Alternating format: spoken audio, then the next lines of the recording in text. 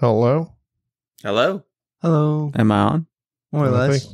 I think we're on. You're listening to the Board Game Snobs podcast, a ridiculous podcast with ridiculous hosts that discuss ridiculous things. And any mention of board games is purely coincidental. And so, without further ado, and with a heavy dollop of shame and embarrassment on my part, I give you the Board Game Snobs.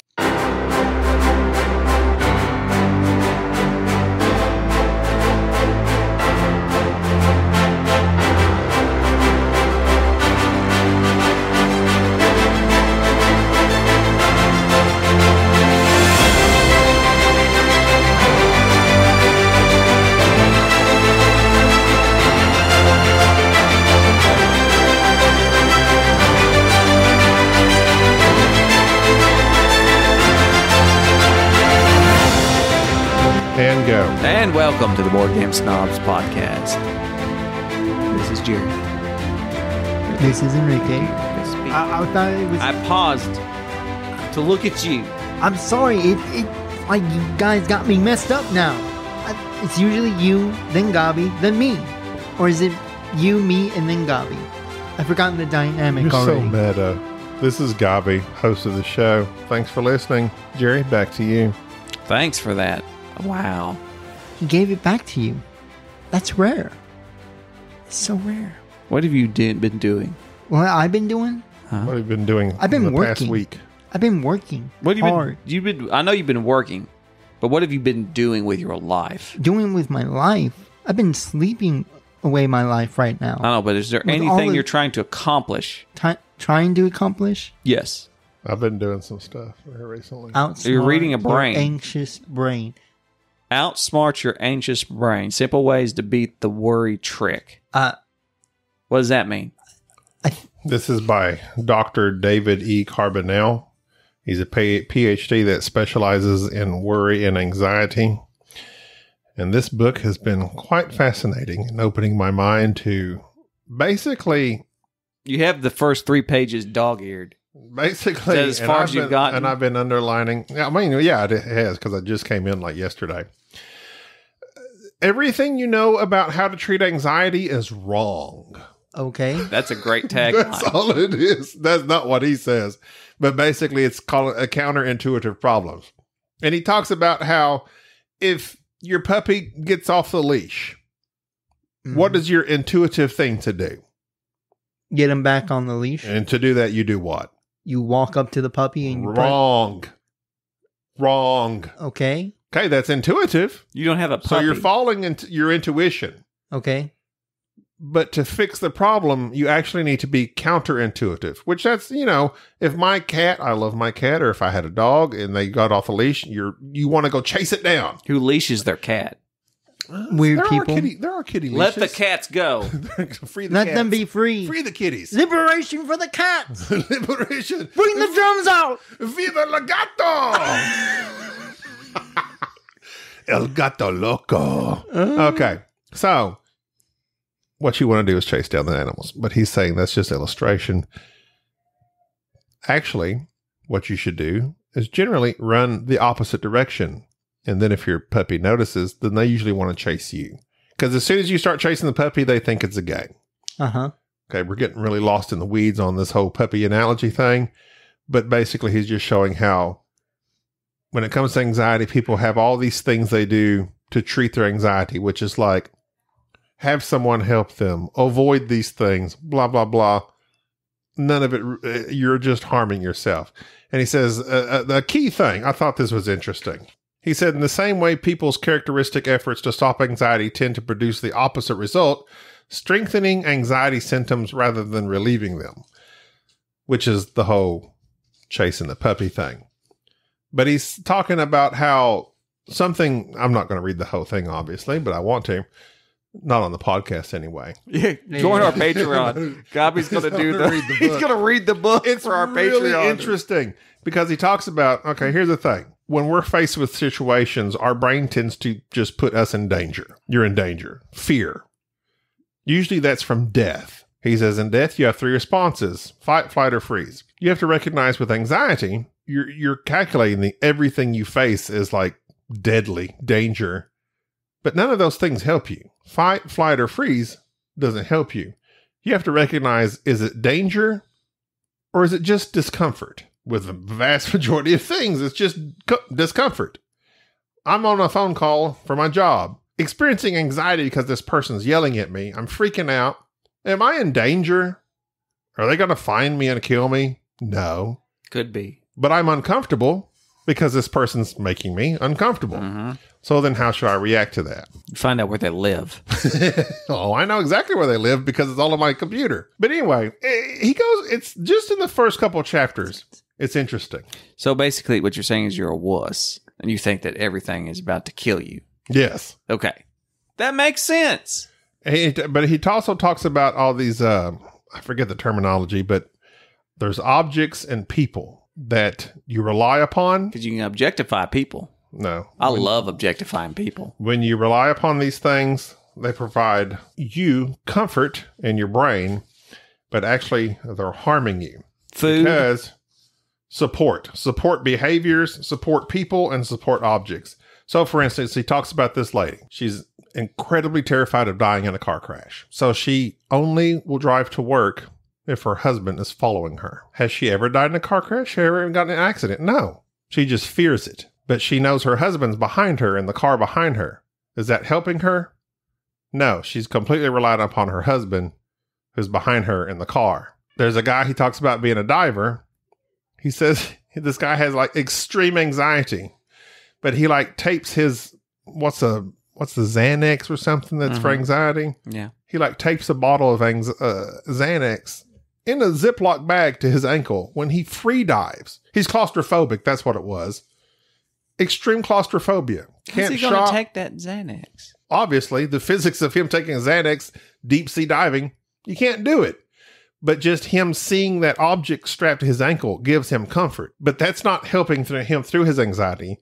That's just bolstering basically it's like not recognizing I have a problem and this is not helping me face that problem. Mm-hmm. This is an object for me to bypass the problem. Right. And so support people, support objects. And that's like literally chapter 1. That's as far as I've gotten so far.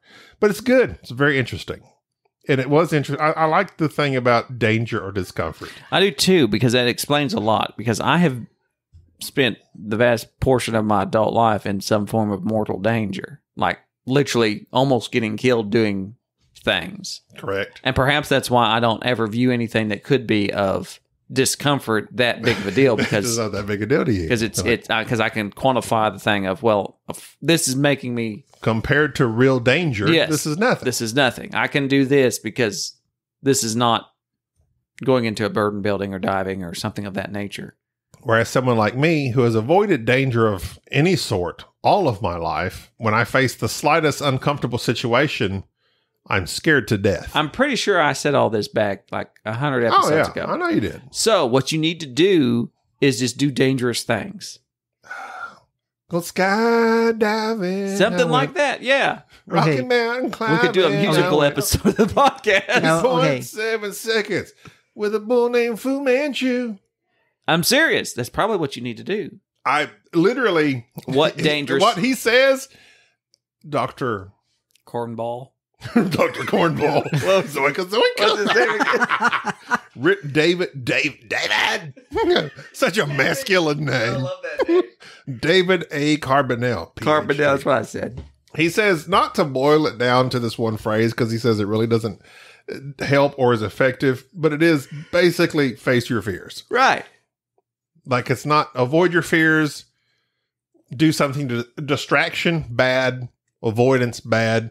Literally, he's like, you just got to lean into it. Uh-huh. Or there's another doctor he mentions, like from the 60s, that did studies, and they call it like the float method. Just like, basically, it's like, just chill out. It's not going to be that bad. It's going to end soon. But people with anxiety, like we don't think that way. It's like, no, I got to do something. I got to do something to avoid this. I got to get out of this situation.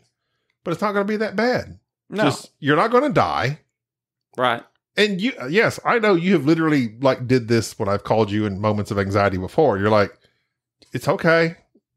this is not, I've literally just created scenarios in my brain of me like telling somebody, I don't want to talk to this person because I'm afraid they're going to do this, and this, and this, and this, and this is going to be horrendous. And you're like, that's absolutely absurd. They're never going to react that way. That's the absolute worst case scenario.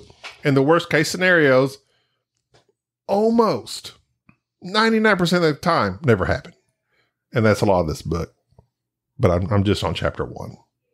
But so far, so good. There you go.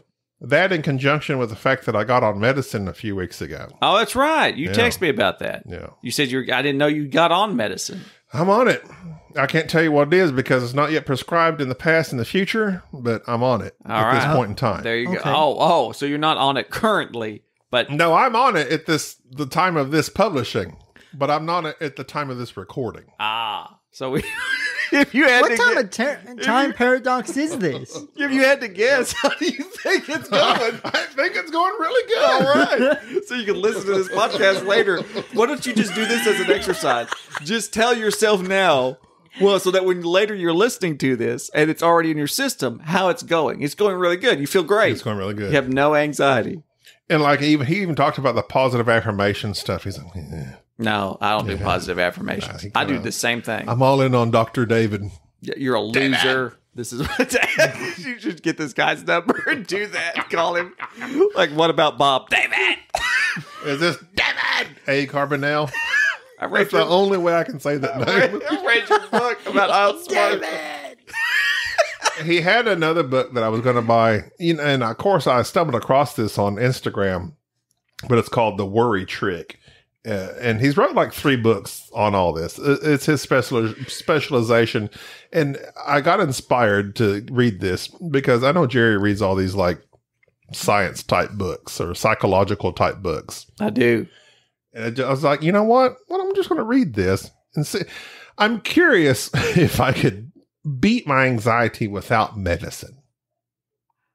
Well, yeah. It's The medicine, all the medicine is doing is just adjusting your chemicals in your brain, which you can do that naturally. Just through, it's all learned behavior, unless it's something that's a genetic. Yeah, like you learned to be anxious. You weren't. Right. You can be an anxious person, but you've developed habits that have made you even more so. Yeah. So, I mean, I have fed my anxiety. Right. Tremendously. Buffet. A smorgasbord. Here you go, anxiety. Yeah, Eat all you want. So, I mean, and here's this monster, this Incredible Hulk. David. There you go. Anyway, so that's what I've been up to. Well, that's interesting. That's good because anxiety's always fascinated me because I find that the people who are anxious, it's very easy if you don't have anxiety to look at them and go, why? What? To take the logical route of like, just do this or do that. Like, why are you worried about this thing? And it's hard to understand. It's just it's a physiological response to a situation that it doesn't make sense. You have to create the anxiety. You have to go, this thing, and this person will react this way, and this will happen. And you have to make everything a little bit bigger. And then when you do actually experience any type of actual anxiety where there is a potential for you to now to experience the anxiety that you have dread, to have the actual event take place, you avoid it with a passion.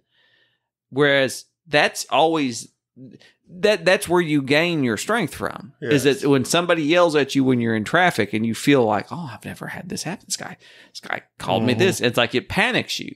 But if you live in New York and they do it every day, eventually you're used to it. Right. It's a constant thing. It's like, I don't care.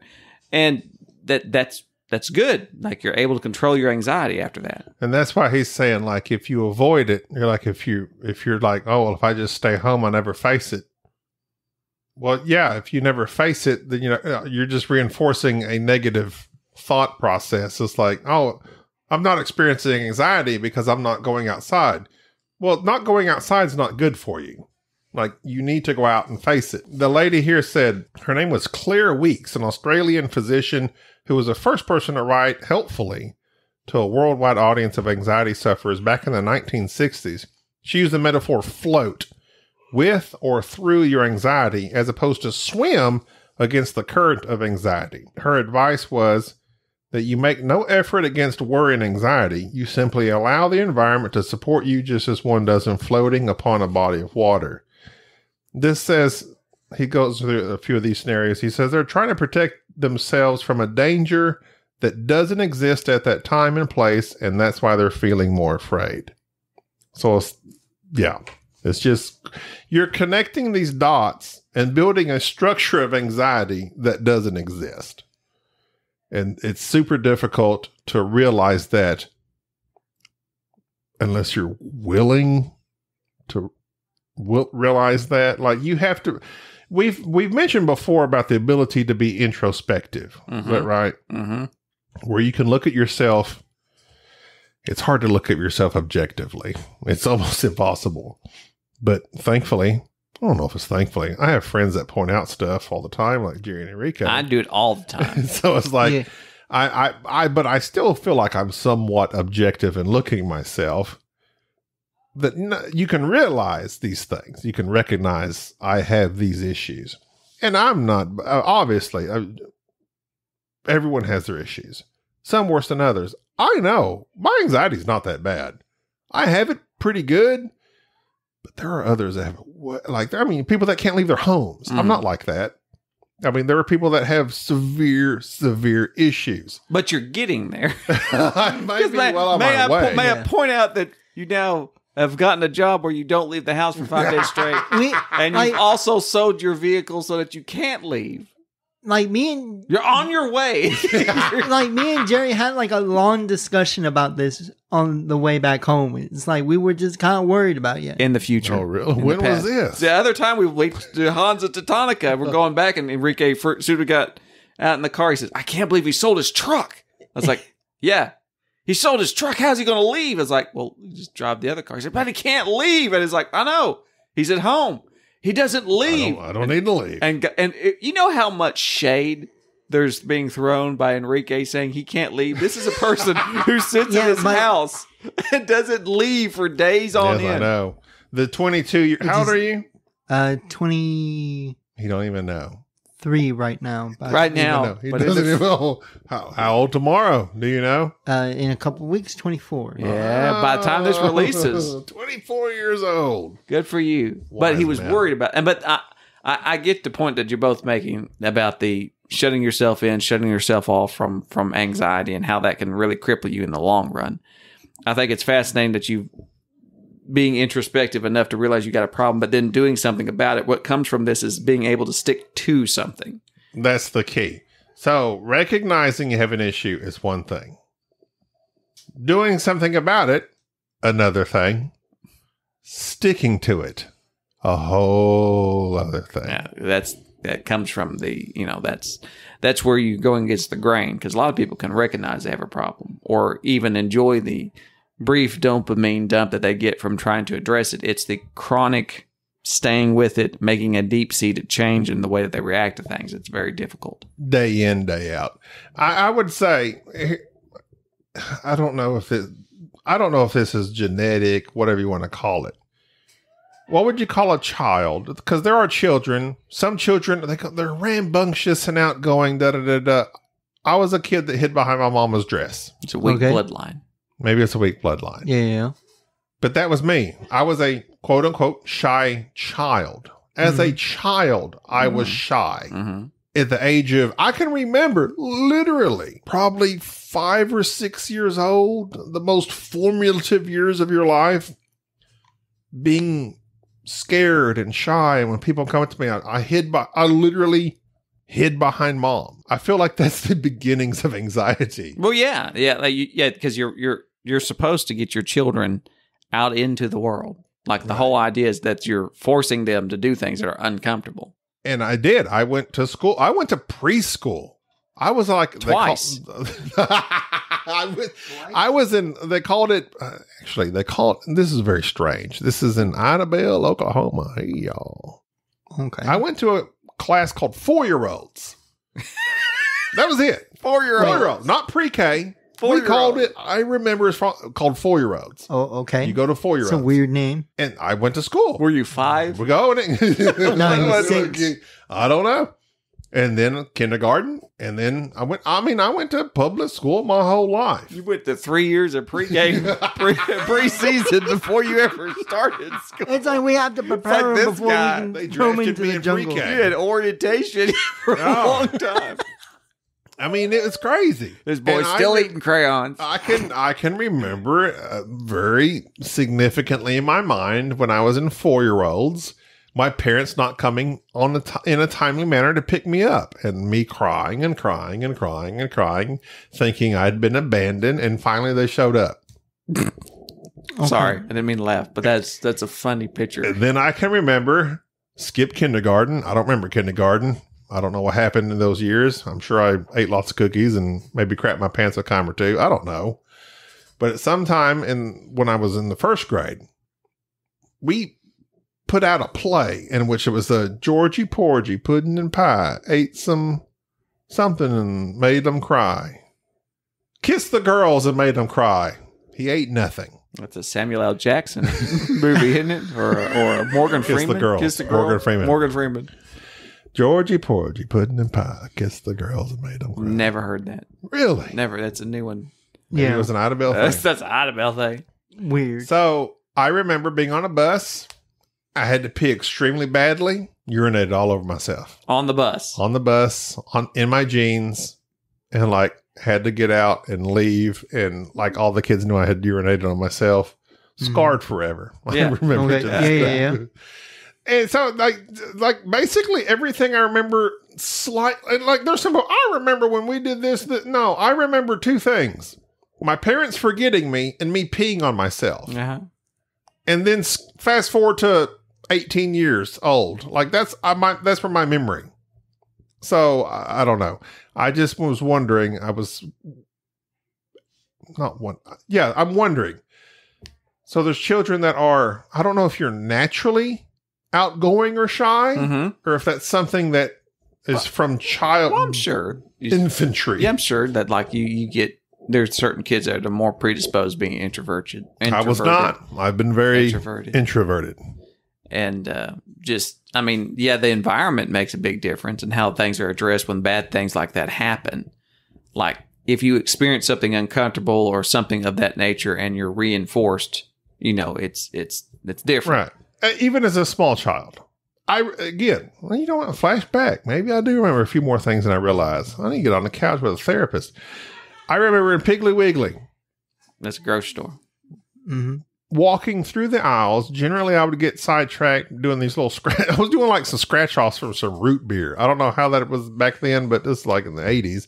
I do a scratch off. They're like, oh, you're going to get a free root beer if you get like 3 diagonal or something. But then, like when I get done with that, Mama would have went shopping in the Piggly Wiggly, and I would just like freak out if I didn't see her immediately. And like I'd be searching aisle by aisle for Mama and just like crying because I couldn't see Mama immediately. I was young, like probably 6 or 7 or 8. Just like crying because I just like didn't see her like immediately. This is all Normal. no, it's not normal. It's not normal. This is What, like for I 6 don't and think I 7? should have been that terrified as a child. No, I mean it's natural for to be that terrified a few times, but for that to be a continual issue. And it's an issue to this day. If my wife doesn't call me like in a certain period of time, I just assume she's dead in a ditch. Okay, Right. well that's not normal. But Yes. the 6, 7, it's When kind of normal. Sade doesn't Now, let me know she's made it home safe within the time it takes to get from my home to her home, I assume she's dead in a ditch and I'm freaking out and ready to drive the car out, which I have done on occasion. Multiple times. Yeah. This should be a thing that there's a good practice for you. She does not have to text you that she made it home. That would be a great, what will happen if she didn't That's a text you? support person. Yeah. Like She's supporting me by telling me. And the fact is that there's no reason to I conclude. just had to wait for 3 weeks later when the body's rotting in the trailer. Well, what would you, realize she was dead the whole time. but what can you do about it? Go out there, go to her home and say, are you safe? Okay, I see you're physically safe with my No. own eyes. I'm saying the worst case scenario you can do nothing about. Oh, obviously. So why worry about it? There's nothing you can do about Exactly. it. Yeah. So That's what a normal person would think. Yes. right, there's nothing you can do about it. It's hard to think that way. So you realize this is a crutch that you're using. So this is my question to you as a person that's presently on the medicine at the time of this publishing. Which I'm sure it's going well. But in the future to be on the medicine, does that alleviate some of that? Well, yeah. The medicine? Well, no, I mean, it tones or it is down. It tones it down. I'm just trying to think, what part is it? Will medicine just heal me, or what part of it is it just active work on my part to fix the brain? Okay, so they've done studies on like depression. I can't speak to anxiety, but they've done studies on depression, and they use like some metric from like 1 to 40, and from 1 being just completely depressed, like nothing that would be remotely depression, and 40 being horrifically depressed. On that scale, medicine drops you down by 1, meaning if you're a 38, you're a 37. Wow. It does not fix. So people who take medication for depression or things of that nature, it is not meant to cure you, quote unquote. It's enough to have some positive change for which you then can make changes. So to put it in terms, your anxiety relief will be 1% the medication, and the rest will be you. So no, the medication will not resolve your Sounds anxiety. like a lost cause. Because it's just more of a controlling agent. Yeah, it's enough to give you a kick in the right direction, and then you make changes to deal with it. Because if you don't, it'll just be the same. I mean, it'll just wane eventually. It's basically just tricky. What about wax? Yes, on and off. John Wax. Wayne. John Wax Wayne. You missed John Wayne. I got it. I missed it. Lil. Damn it. Lil. Oh, Hey, Lil Jerry. Wayne. I can't believe you went to John Wax. John Wax. I was thinking John Wick. I was like, I can't get this joke. What are you talking about? John Wick does have some wax, I'm sure. John Like Wayne. any other candle. Wayne. Wax and Wayne. Wick and Wayne. Wiccan wax. Wicked Wild. Wicked Wild, God, Wild I West. can't believe you went for John Wax I'm sorry. instead of John Wayne. Took me a second. It just dropped off for a second. Little. Okay. But anyway, so no, to answer your question, you're going to have to do, yes, you have to make. So the medicine just won't has not fixed me. It won't. It's just gonna It will give a positive momentum in that direction. And allows you to make until change. you can naturally just provide whatever. Yeah, you have to make changes for it. Yeah. See, that's the same way with weight loss. I was on phentermine, which is speed. The governor? The senator? Phentermine? Pretty sure that's a senator that had a stroke recently. Keep going. That's random. No, that's like, I know who you're talking about. No, phentermine is a drug. Oh, okay. Go You ahead. know what it is. You're being facetious. Be Continue. I know who you're talking about. He stood up there for like a whole minute and didn't blink. No, that's somebody else. Keep going. Okay. Anyway, so Ryan Maxwell's laughing. I got Ryan Maxwell is a treasure. Oh yeah.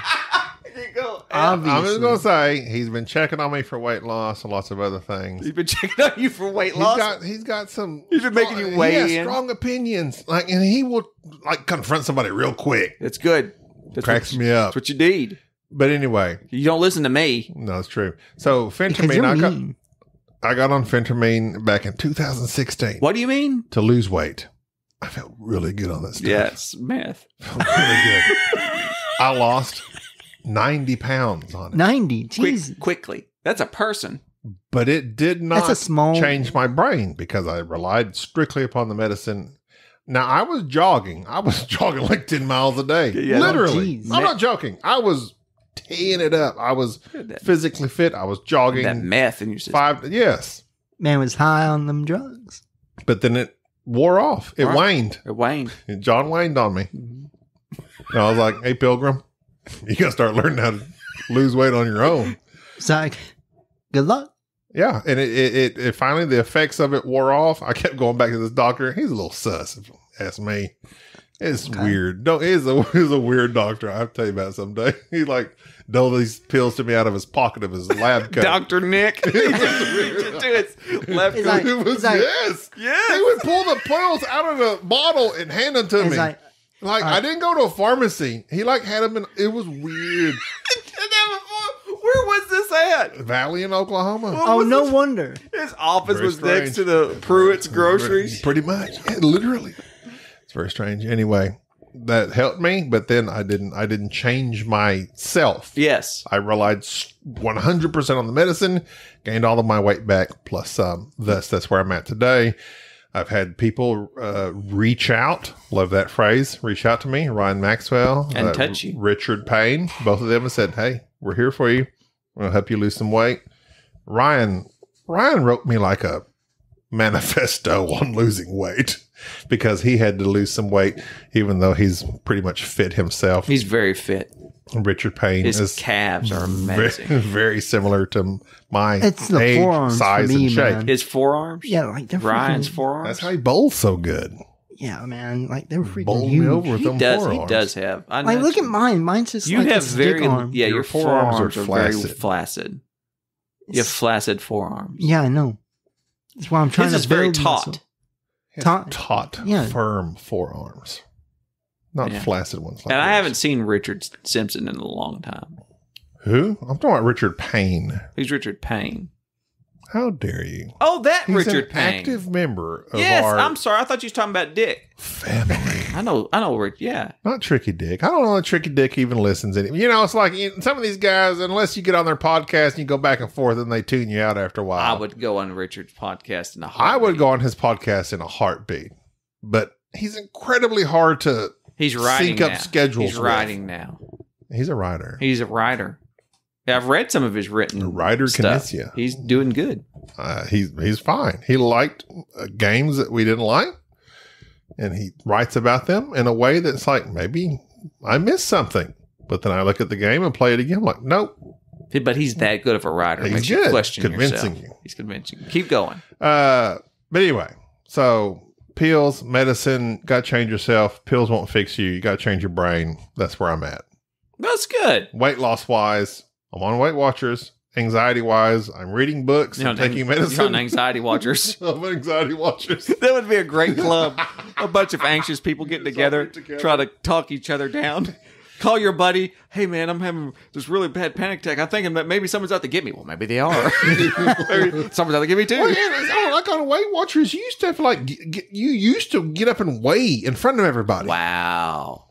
That's not great. It was accountability. Really? Oh, Well, that's some strong stuff. That's like some Jenny Craig. yeah. Yeah. It was old school. They don't do that anymore. Nowadays, you can just download the app and you ain't got to go nowhere. Yeah, it's true. I doubt I say I doubt. They probably do because in-person meetings are supposed to be way more beneficial. Blah, Oh, blah, yeah, blah. because you got people feeding off each other. Accountability. No pun intended. But they're trying to... Cannibals? Animals. Bring the big to large ones all in the same place. We'll get them all at once. They can't outrun us.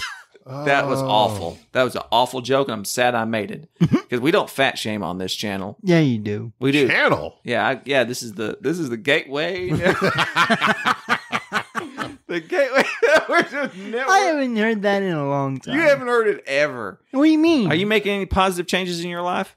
I'm trying to. What are you doing? I'm working out a little bit, just trying You've to. been talking about you working out. Yeah, I have a little bit. I haven't been recently because of all the work I've been doing. Can I say something so Sure. that you don't get disappointed? You can't make your hands bigger. Obviously, no. I cannot However much you work them out. Now they may a little bit. Well, like, yeah. Even a friend like sent me a video on how to make your hand bigger, and it's just I'm not sure you A can. hamburger. Ham bigger. Oh, Now, got interested there for a second. See, If I could donate a phalange bone to you that they could extend your hands, I'd do it. You could I bet you I could like lengthen my a hand, phalangioplasty. but it'd be very painful and very expensive. Yes, it'd be very expensive to extend to, I to would wide. loan you a few bones out of my hand. That's how much I love you. I'd give you one of the 213 bones. To be I all have. honest, I kind of like my little hands because I can get into some places. Tight spot. You stick your hand in that toaster that one time. Well, yeah. What I like is that anytime if you hold something in your hand and take a picture of it, it looks much bigger. Yeah. Like if you ever took pictures of fish that you'd caught, you could have caught like a perch, but it looked like a bass. You just holding it. It would have to be like a close-up video, though. Well, to I'm be just honest. saying, there's benefits to it. Yeah. Plus, you'd probably be an amazing surgeon if you had the dexterity to go with that, because your Sadly, hands I do could not fit into little portholes. I'm too shaky for the dexterity. I have tremors, not the grabloids, Graboids. not the grabloids, not the Kevin Bacon grabloids. Oh, that's a good one. But Graboids. I thought they were graploids. No. Graboids? Graboids. They just grabbed you. Graboids. Graboids. I saying grap, like they grapple with No. you. Oid. Don't you have to be really What are hemorrhoids? I mean, I know what they are. Can women get hemorrhoids? Heroids? Heroidal. stop? On Heroidal Herrera. He's a great talk show. Remember that time he opened Al Capone's safe and there wasn't nothing in it? It's empty. Empty. Oh god. You don't remember that. You look- Disappointment. I ensued. don't know anything. Anyways, I'm The sorry, great but you mustache. are working out and that's great. Your Yeah. hands will never get bigger, Obviously not. but I applaud you. Either way. It's so adorable to see you clap. I can still do this with my tiny hand. That's fun. All right. Well, I have been playing. Do you have anything else to discuss? I'm making positive changes. What are you doing, Jerry? Oh, yeah. Awesome. Yeah, he's Besides you being awesome, Just what are you being more doing? awesome. Being more it's- awesome. I'm winning. How's your health? How's your heart? How's your kidneys? Great. You were supposed to go to the doctor and get some diagnoses. I'm doing great. You're doing great. Doing great. There's no reason to worry. he's still working I on don't his know if I should temperament. believe I'm serious. This is great. He's still working on the temperament part. Though. He's getting yes, there. I- Oh, so his I've- temperament's- actually, he seems very more like relaxed here lately. So Yeah, here's, because he hasn't yelled at me recently. and there's a good reason for that. Okay. So here's the thing. So sometimes it's best, when things you grapoid with your own mortality, and you realize there's some things you can't change, so you just change what you can. And my goal here recently is to be so, Alive. no, just so alive. My goal's been to be not Frustrated. so alive. I'm preparing for death. No, it's just not to be so frustrated Angry. and angry and Like just you're like- quick. I'm calming down. I'm chilling out. I'm trying not to be so Appreciates sharp, that. and I can't. It's incredibly difficult because I have such deep seated everything. You have an opinion about everything. And that's not just an opinion. It's that everything irritates me. Yeah, that too. Absolutely. Maybe that can shorten your mortality, Every- your lifespan. I also noticed that you become very irritated when you also are well versed in something as well. Enrique's pointing Yes, out all this I weak do. stuff. I get very Be- irritated. Yeah, because about things. I get irritated too. I know, but you don't know. anything. your irritation is more emotional. Tell me about it. It's more emotional How than dare you? Your irritation is not as Where do you justified. get off? Justified. Like- That's mine. Justified. I'll Who be- am I? Right? What's his name? Raylan. Raylan. if I had the Raylan capacity Jennings. to make a conversation very just heated, I would get you heated quite quickly because you're very You could not. I could not because I'm incapable Unless of you it. question my skills at explaining a game, specifically in Mombasa. Jerry could do that. You No, did you that. did that. You caused I Gaby didn't to do that. freak out. Yeah, you did. You don't remember that? As a- I don't remember That a was lot One of of the- things. that was the first time I got very angry at you because I had learned this game. hmm Sorta. I had read the. Sorta. In air quotes, you learned it. That's the rage. So I learned this game Mombasa. Mhm. I laid it out. I set it upon the table, put the effort forth to put all the pieces out there, invited my friends over for a Okay. nice game of Mombasa, and thought, here We I go. were going to fixing colonize Africa. it. Pretty much. And I was like, okay, here's Enrique and Jerry. I want to discuss this game with them and explain the rules. And like you proceeded to taunt me at my learning of the rules, knowing that you have never learned a game nor taught any rules to anyone at the time we played this game. Which made it all the Well- more funny. And I I cursed don't. I you. don't. I remember. I cursed you. It was shocking. What did I do? You just taunted You him. just taunted me. But you taunted him in a And way you for which taunted me in a I bad would have. time. And it was great. Yes. It was my anxiety called upon me to curse the heavens upon you. I'm just sitting over there. You don't I'm remember just that. sitting over there wringing my hands. I was very angry with you. Not like, oh, I'm kind of upset. I was angry with you. I was sitting in the corner going, yes, the student has become the best. Feel the hate running through your veins. Strike him down. Strike him down. Australian Palpatine. And this was what, the first or second game of It's the first. We never played it. It was the first We've never because I played was it. teaching you the rules of the game.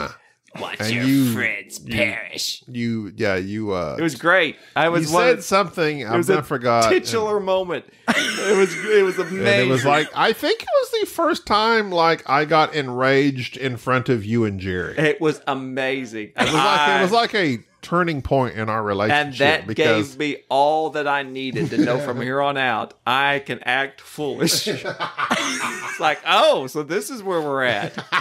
It's like, it's like when you're dating somebody and the first time you fart in front of them. It's like, yes.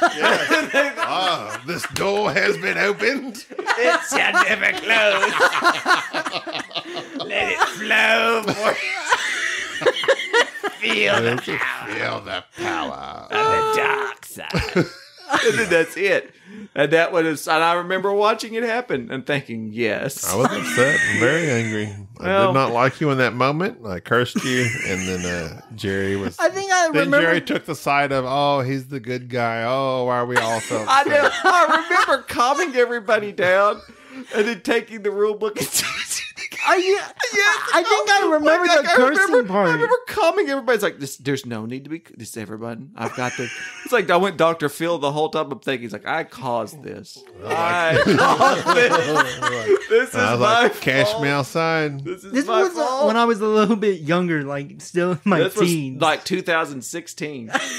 It was in the early days. I It's still had the little round table. It was before the podcast. Yeah. The little round table with It was the green felt. 2015, 2016. yeah, I remember 15, 16. Yeah, so it's 7 years ago. I was still very malleable then. One score.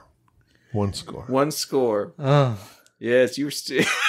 Did you just say you were very malleable? Yeah, I don't know what that means. I was were able I to was be easily influenced. Massaged into I was- different forms? He's Basically, quite taut, I but was yet with very him- malleable. I was with him most of the time. I was Oh, trying to yeah. He influence you. influenced you I was too. trying to Yes. make you into a Like, better just person. whatever Jerry said, you did. And Jerry's like, I crack jokes Yeah. with this guy. And where you're would like, I'm you gonna crack be? jokes. Where would you be without me? Where would both of you be without? Nowhere. You would not. I'd be right here, actually. Yeah, you'd be a hermit. Podcasting You'd be a by myself. hermit. I'm still kind of a hermit. You'd be even I'll just No, you're acknowledge that I'm a turning hermit into now. You'd be more hermited. You'd be Hermit the Frog Hermit the Frog. if it weren't for me. Uh, How long it would this episode has meandered so much? I feel like to tie this into board gaming, because I have seen a lot of people on Facebook, because I like Facebook. People going on about their anxiety and not having a gaming group, and that our anxiety and meeting new people holding them back from playing games. I mentioned that in a previous podcast. Yeah. yeah, I and- remember Yeah, and that's some of it. And it's kind of, here's the thing with this topic. I'm kind of over it. really. At the same time, I live it. Does Yeah. that make sense? Yeah. Because literally, notice I didn't say literally, almost all young folks, I would say if you're born from the 90s or 2000s onward, it's like they all have anxiety issues. Everybody has anxiety issues or depression or something. Like everybody has something. And so it's like, okay, acknowledge that. Everybody's got issues. So then, do you acknowledge those and talk about those? Because everybody does. It's all the time. Oh, I've got anxiety. Oh, yes, your life is tough. I understand my life is tough. Oh, I deal with this. I deal with that. And sometimes it can kind of be like a competition of, oh, who's got it the worse off? And I hate that. Like, I acknowledge my anxiety is, I don't like it, but it's not near as bad as other people. I get that. I'm not trying to outperform anybody anxiety-wise on here. There's people with like severe need of medicine and doctors and treatment anxiety. But also, there are folks that don't like to talk about it. And they don't want to mention it. And they don't want to talk about it because they want to keep it light and fun and airy on their board game podcast. But yet everybody deals with it. So it's like, are you trying to have a podcast that distracts from it? My doctor, Cornball. Dr. David, a cornball, says, don't do that. You're just, that's intuitive. Mm-hmm. You need to be counterintuitive. Don't avoid the problem. Deal with the problem. That's what I've learned. So, in dealing with the problem, I want to talk about it. We've talked about it several times on this podcast, and we've always gotten positive response from people that have said, yeah, depression, anxiety, these are things almost everyone deals with these days. I feel like, and 100% I believe this, board gaming is a support object. And the fact that you get around a bunch of your friends, you're playing board games to distract yourself from your family issues, from your personal issues, from your life issues. It can be. I'm not saying it is 100% for everybody, but I'm saying, oh, I don't want to deal with my problems. Oh, let's all play a board game. Oh, I'm distracting myself. Okay, that's fine. But Dr. David says, if you really have these issues, don't play board games. Face your issues. Unless you face your issues, you're not going to be able to overcome them. Me playing a board game with y'all, as much as I love having y'all over and playing a board game to distract myself for a few hours, is not going to fix me. Probably not. It's not going, it fixes me for the time y'all are here until you leave, and then I'm back with my anxiety. Right. Mm-hmm. So to fix the issue requires medicine and alcohol. We should switch to playing RPGs or what? You play a very anxious orc. You're the anxious I'm the anxious No, orc no, Ollie. The anxious ogre. Anxious orc Ollie. No, we can't get him into RPGs. I don't think we should go in there.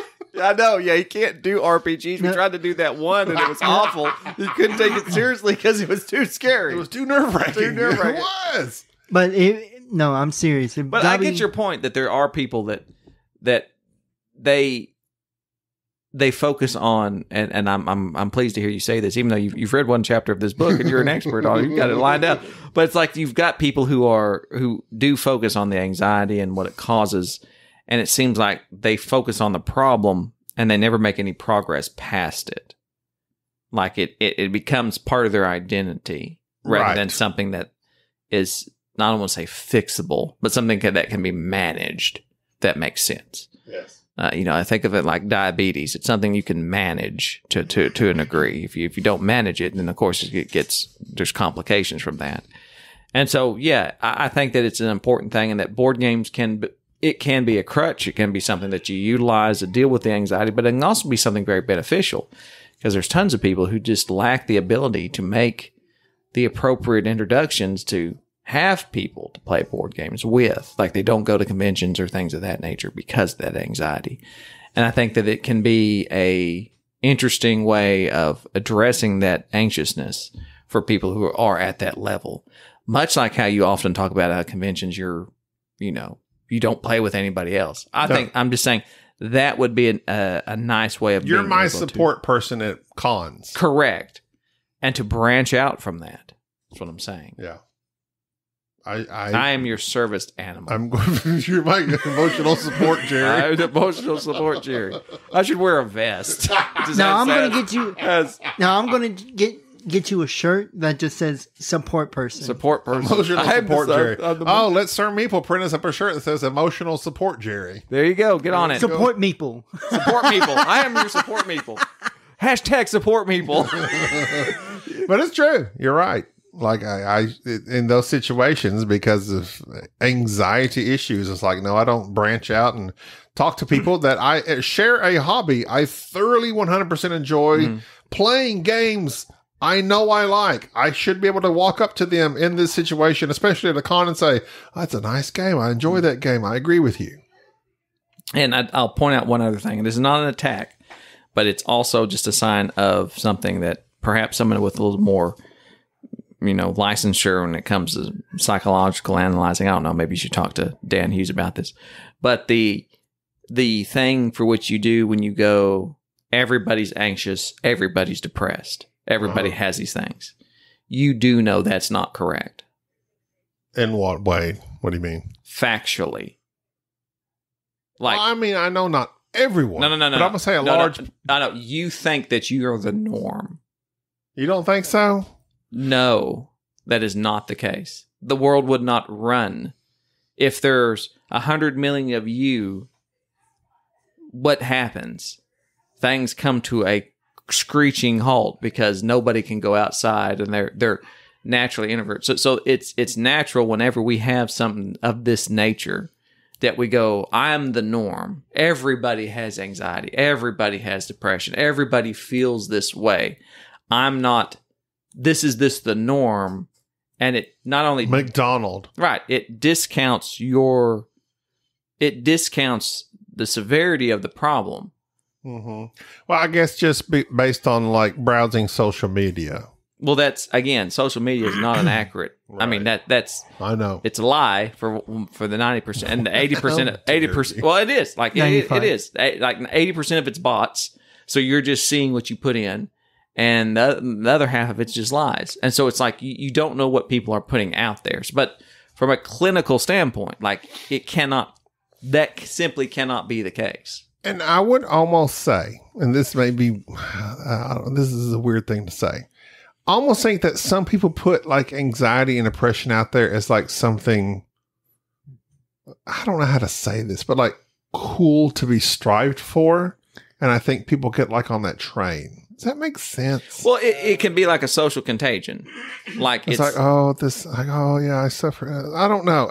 That's a weird thing to say, but I feel that way because it's like, I see these people and I'm like, I don't know. That's a weird thing to say. It is. No, you're the quantified. It's the fact that some people will take certain aspects, whether it be anxiety, depression, whatever these things might be, and they make autism. They make them a part of their personality. Like it's like that joke I used to always say about, there's some people that have beards and beards are their personality. Yes. Their truck with the 20-inch lift, rims and all that. That's their personality.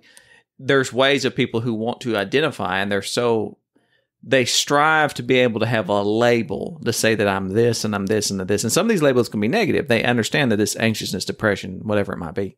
These are all labels that help fill out who they truly are, rather than going a bit deeper and realizing these aren't necessarily just labels that you're giving yourself. These aren't things that you use to fill out your personality. This isn't you, is what I'm trying to say. Mm-hmm.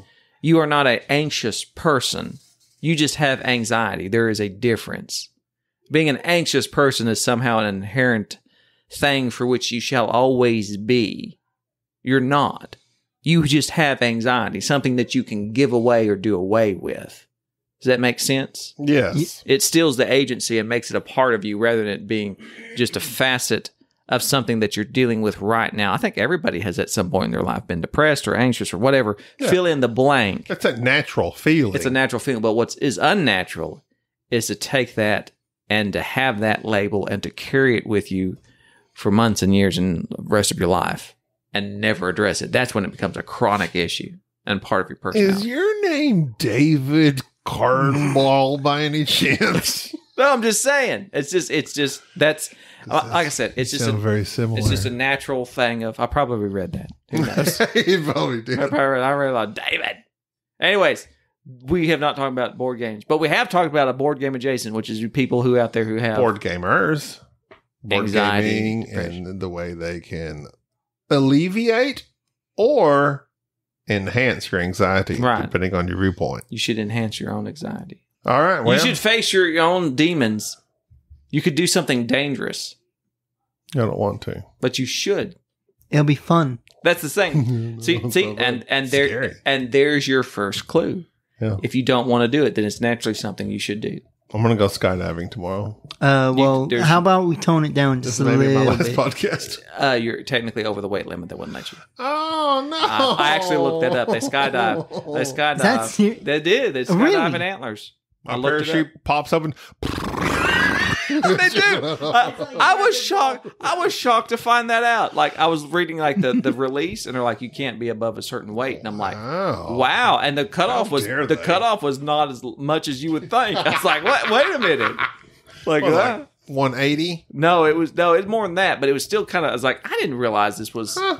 I guess you think it's a Weightist. canopy. Yeah, How dare they? I don't know. It's not right. All right, well, I'm not going skydiving apparently, but until next time. How about just not calling to make sure people get home? We'll take baby steps. you went from Baby steps. baby steps. Let's try that. All right, I'll try it. Let's try that for a change. All right. Until the next time somebody calls me and lets me know they're home safe, Jerry, you're fixing to leave. Let me know when you get home and get safe. boardgamesnobs@gmail.com. This is Jerry. This is Gaby. I'm Dan Hughes. Thank you for tolerating this episode of the Board Game Snobs. Stay classy.